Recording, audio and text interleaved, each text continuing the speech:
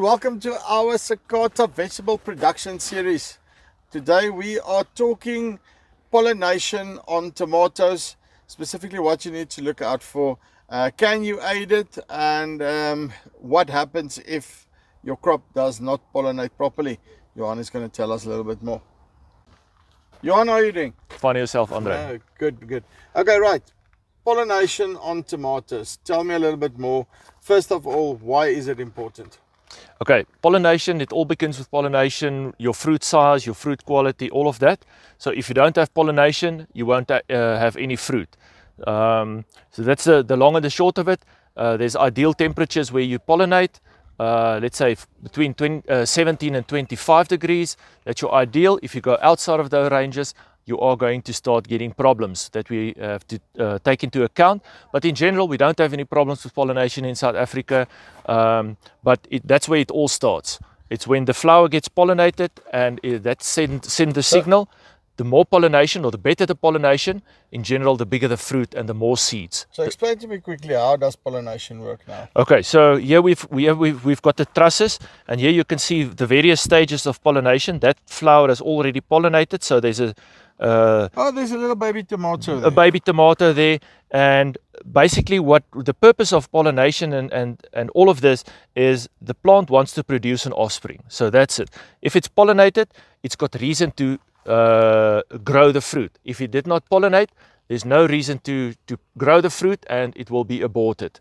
So here we've got the different stages. You can see on this flower truss, it's very nice. Here you've got a flower that has not opened yet. That one on there, it's not opened yet. This one is ready for pollination.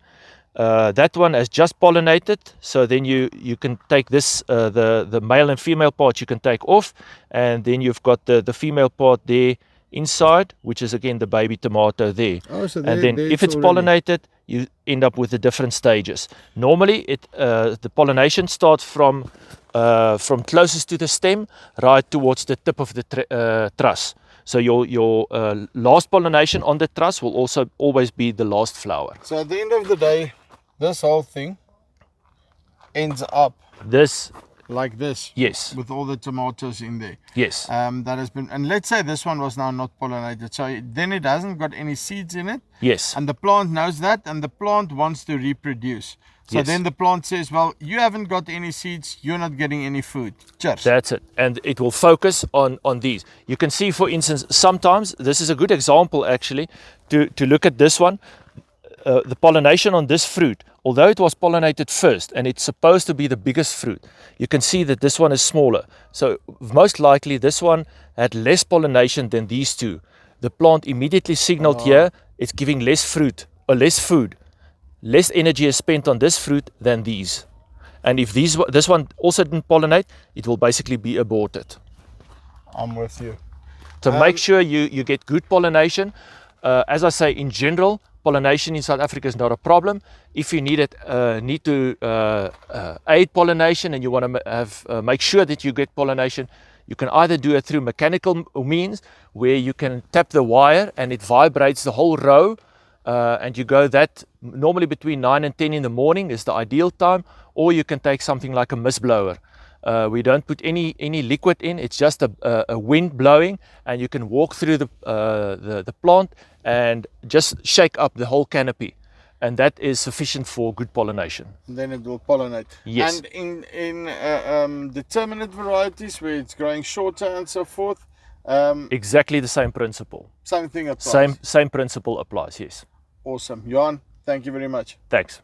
Right, so now you know why to pollinate, or why tomatoes need to be pollinated, and if you've got problems, that you can aid it or make sure that those things pollinate properly. As he says, it's usually not a problem, but those small little tomatoes at the bottom, now you also know where they come from.